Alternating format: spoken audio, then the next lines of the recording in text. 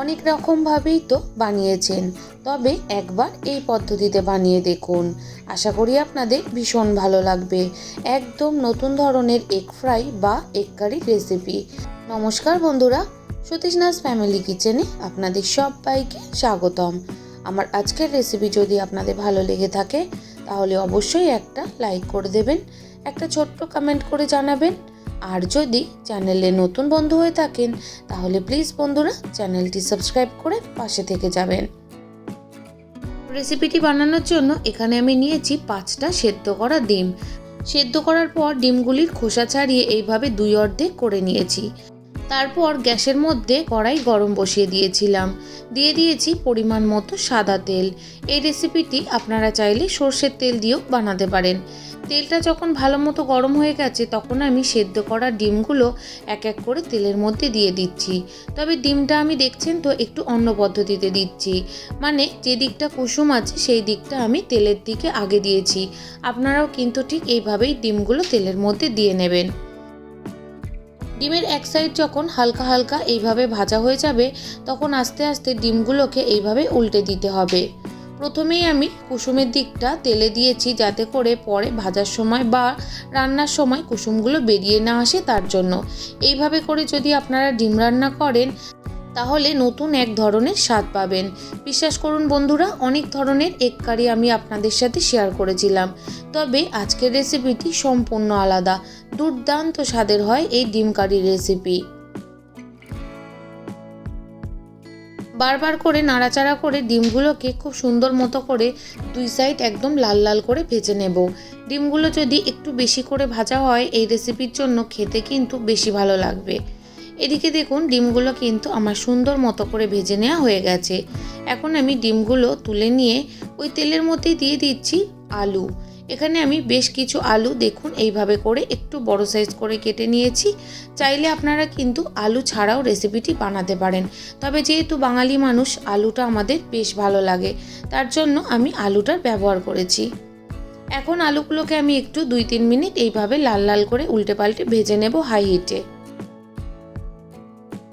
বন্ধুরা, আপনারা কারা কারা এইভাবে ডিম কারির রেসিপি বানিয়েছেন অবশ্যই কিন্তু কমেন্ট করে জানাবেন। আলুগুলো কিন্তু বেশ 2 সাইড হালকা হালকা লাল হয়ে গেছে।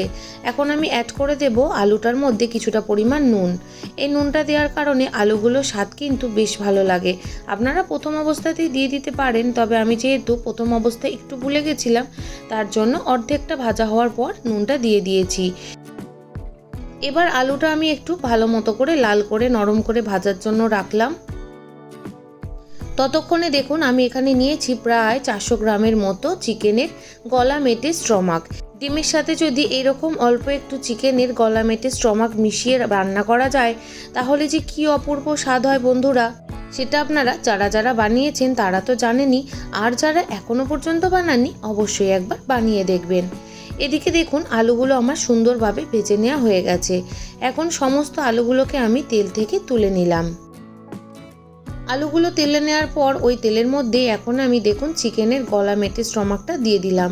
এখন হাই হিটে আমি প্রায় 5-6 মিনিট সময় ধরে এগুলোকে বারবার করে নাড়াচাড়া করব আর ভাজতে থাকবো। যেহেতু এগুলোর মধ্যে মানে এই স্টমাকগুলোর মধ্যে অনেকটাই চর্বি রয়েছে, এর থেকে কিন্তু অনেকটা পরিমাণেই তেল ছাড়বে, তার জন্য আলাদা করে আমি কিন্তু আর তেলের ব্যবহার করিনি। চিকেনের এই তেলটাতেই কিন্তু এগ কারির রেসিপিটি দুর্দান্ত স্বাদের হবে। অবশ্যই একবার হলেও বানিয়ে দেখবেন। এদিকে দেখুন ভাজতে ভাজতে চিকেনগুলো কিন্তু অনেকটাই সাইজে ছোট হয়ে গেছে আর তেলটাও কিন্তু গা থেকে অনেকটাই ছেড়ে দিয়েছে। এখন আমি দিয়ে দিচ্ছি বড় সাইজের একটা কুচিয়ে রাখা পেঁয়াজ। এখন আমি পেঁয়াজের সাথে এই চিকেনের গলা মেটে স্টমাকগুলোকে খুব ভালো মতো করে প্রায় ধরুন 3-4 মিনিট আবারও সময় নিয়ে ভেজে নেব। যে সকল বন্ধুরা প্রত্যেক দিন আমার ভিডিওর সাথে সম্পূর্ণভাবে জুড়ে থাকেন তাদের সবাইকে জানাই অনেক অনেক শুভেচ্ছা, অনেক ভালোবাসা। আর যে সকল বন্ধুরা আজ আমার চ্যানেলে প্রথম এসেছেন প্লিজ বন্ধুরা রেসিপিটি ভালো লাগলে অবশ্যই কিন্তু সাবস্ক্রাইব করে পাশে থেকে যাবেন। পাশে থাকা বেল আইকনটি প্রেস করতে ভুলবেন না, এতে করে সবার আগে ভিডিওর নোটিফিকেশন আপনাদের কাছে পৌঁছে যাবে। পেঁয়াজটা যখন চিকেনের সাথে ভাজতে ভাজতে একদম নরম হয়ে যাবে, তখন এখানে আমি দিয়ে দিলাম একটা বড় সাইজের কেটে রাখা টমেটো, 2 চামচ আদা রসুনের পেস্ট, দিয়ে দিলাম হাফ চামচের মতো বাটা শুকনো লঙ্কা, সাথে দিয়েছি পরিমাণ মতো হলুদ আর স্বাদ মতো নুন। এবার সমস্ত কিছুকে খুব ভালো মতো করে মিশিয়ে নিয়ে কষিয়ে নেব। যতক্ষণ না পর্যন্ত কাঁচা মশলার গন্ধ চলে যাচ্ছে, ততক্ষণ আমি চিকেনের সাথে খুব ভালো মতো করে কষিয়ে নেব।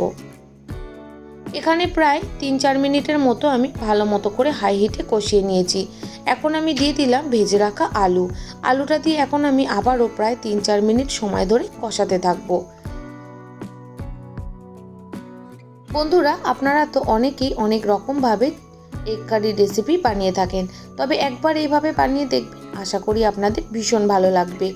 মনে হবে রুটি, লুচি, পরোটা কোনো কিছুই আর লাগবে না, শুধুই যেন এটা খেয়ে নিতে ইচ্ছা করবে, এতটাই দুর্দান্ত স্বাদের হয়।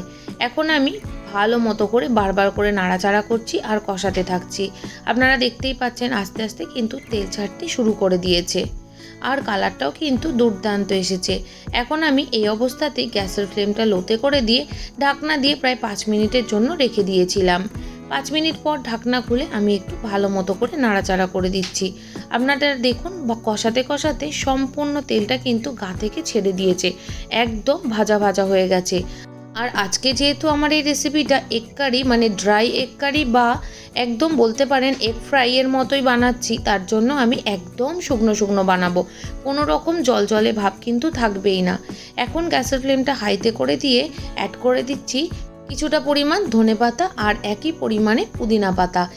আজকের এই রেসিপিটি এই পুদিনা পাতা ধনেপাতার জন্য সম্পূর্ণ একটা অন্য স্বাদের, অন্য গন্ধের খেতে হবে। ভীষণ সুস্বাদু হয় বন্ধুরা, একবার এইভাবে বানিয়ে দেখবেন। কোনোভাবেই কিন্তু ধনেপাতা আর পুদিনা পাতাটা স্কিপ করবেন না। আজকের এই রেসিপিটি কিন্তু ধনেপাতা আর পুদিনা স্পেশালি তৈরি হচ্ছে। যদিও এই রেসিপিতে পুদিনা পাতা ধনেপাতাটা কম পরিমাণেই লাগবে, তবুও কিন্তু ব্যবহার করতেই হবে। এখন ধনেপাতার পুদিনা পাতাটা দেওয়ার পর আবারও আমি বেশ কিছুক্ষণ এইভাবে করে ভাজা করে নেব। আপনারা দেখতেই পাচ্ছেন একদম শুকনো হয়ে গেছে। এখন আমি সেদ্ধ করে নেওয়ার জন্য দিয়ে দিলাম কিছুটা পরিমাণ জল, তবে জলের পরিমাণটা কিন্তু একদমই আমি কম দিয়েছি, যেহেতু কষাতে কিন্তু প্রায় 70% থেকে 80% পর্যন্ত অলরেডি সব কিছু সেদ্ধ হয়ে গেছে। জলটা দেওয়ার পর ভালো মতো করে মিশিয়ে নিয়ে হাই হিটে ঢাকা দিয়ে রেখে দিলাম। ভালোভাবে যখন ফুটে উঠেছে তখন গ্যাসের ফ্লেমটা লোতে করে দিয়ে 3 মিনিটের জন্য আমি রেখে দিয়েছিলাম একইভাবে ঢেকে। এখন ঢাকনা খুলে আমি একটু ভালো মতো করে নাড়াচাড়া করে দেব। চিকেন কিন্তু সুন্দর মতো করে আমার সেদ্ধ হয়ে গেছে, আলুটা তো আগেই সেদ্ধ হয়ে গেছিলো। এইরকম যখন অল্প অল্প ঝোল থাকবে তখন গ্যাসের ফ্লেমটা আবারও আমি হাইতে করে দিয়ে ভেজে রাখা ডিমগুলো দিয়ে দিচ্ছি। অল্প ঝোল থাকতেই কিন্তু ডিমটা দিতে হবে। তারপরে ডিমটা দেওয়ার পর যেহেতু আবারও একটু ফোটাতে হবে, তার জন্য সমস্ত ডিমগুলো দেওয়ার পর আমি একটু হালকাভাবে নাড়াচাড়া করে দিচ্ছি। এই সময়টা একটু হালকাভাবেই নাড়াচাড়া করতে হবে, যাতে ডিম থেকে কোনোভাবেই কুসুমটা বেরিয়ে না যায়। গ্যাসের ফ্লেমটা কিন্তু আমি হাইতে করে দিয়েছি। ডিমটা দেওয়ার পর একটু ভালো মতো করে নাড়াচাড়া করে ফুটিয়ে নেব, আর ঝোলটা শুকনো হয়ে আসা পর্যন্ত আমি কিন্তু অপেক্ষা করব। তবে এখানেই কিন্তু শেষ নয়, আরও একটা স্পেশাল জিনিস এখানে আমি অ্যাড করব। তবে তার আগে এখন আমি ঢাকা দিয়ে দিলাম আর গ্যাসের ফ্লেমটা একটু মিডিয়ামে করে দিলাম। তবে যে সকল বন্ধুরা আমার সাথে এতক্ষণ পর্যন্ত ধৈর্য ধরে রয়েছেন, তাদের সবাইকে জানাই অসংখ্য ধন্যবাদ। রেসিপিটি আপনাদের কেমন লাগলো অবশ্যই কিন্তু কমেন্ট করে জানাবেন। ভালো লাগলে লাইক, শেয়ার, সাবস্ক্রাইব করতে ভুলবেন না। আর যদি খুব বেশি ভালো লেগে থাকে তাহলে অবশ্যই কিন্তু নতুন বন্ধুদের সাথে শেয়ার করে দেবেন। এখন আমি ঢাকনা খুলে মিশিয়ে দিলাম হাফ চামচের একটু কম গরম মশলার গুঁড়ো। তারপরেই কিন্তু এখন ভালো মতো করে নাড়াচাড়া করে নিচ্ছি।